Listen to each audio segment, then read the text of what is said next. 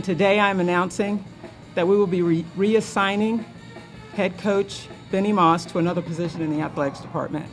Hello again, Seahawks fans. As you just heard, some shakeup atop the UNCW men's basketball program this week.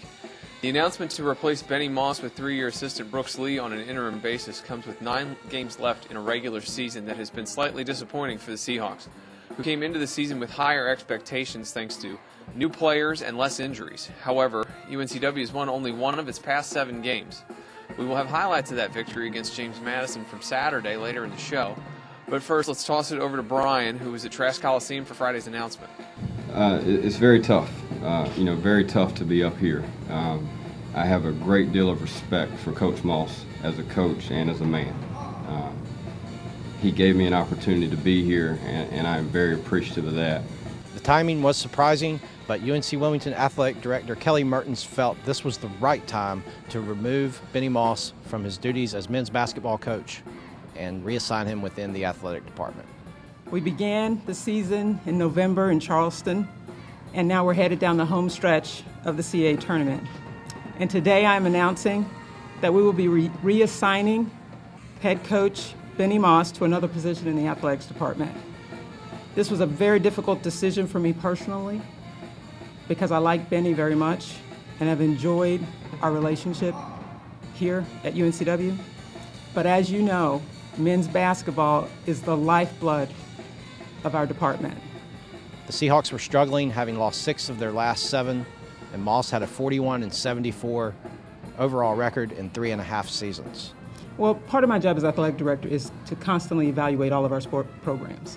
And so at the end of every year, we're having conversations with coaches about expectations and how do we see the program moving forward. And so with that being said, we're constantly talking.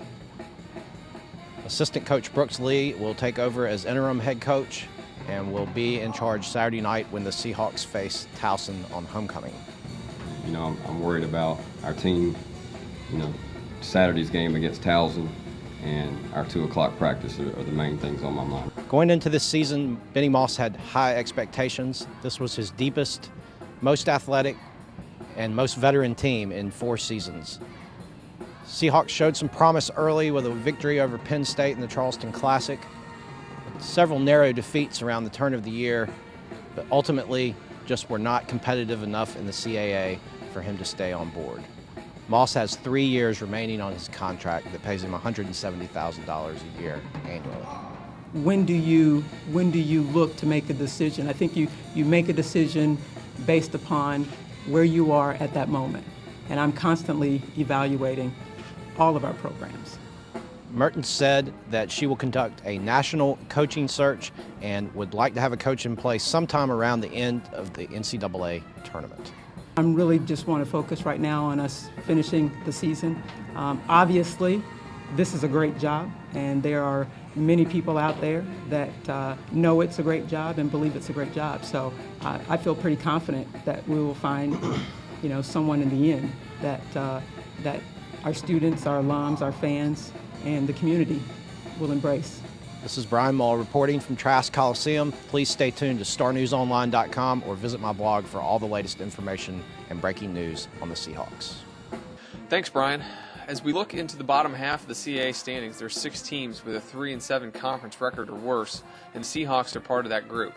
However, UNCW still has 2 games left against bottom-feeding Towson, 1 against Delaware, and a shot at revenge against Hofstra, who beat the Seahawks by 39 points on Long Island Wednesday night, signaling the end of Benny Moss's tenure with the Seahawks.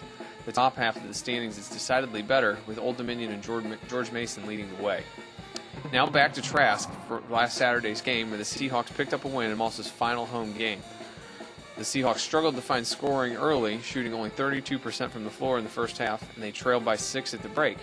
They did turn things around in the second half, shooting 50% from the floor in the final 20 minutes to get a 67-64 victory. All of that despite the fact that the Seahawks were out-rebounded 43-33 for the game and were outscored by 10 points in the paint, and they also only made 19 of 35 free throws, an abysmal 54%. However, Tomko made 2 in the final second after a technical foul for the 3-point win.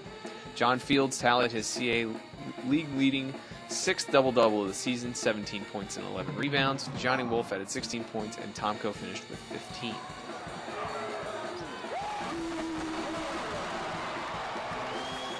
Interim head coach Brooks Lee's first test will be Saturday, the homecoming game against last place Towson.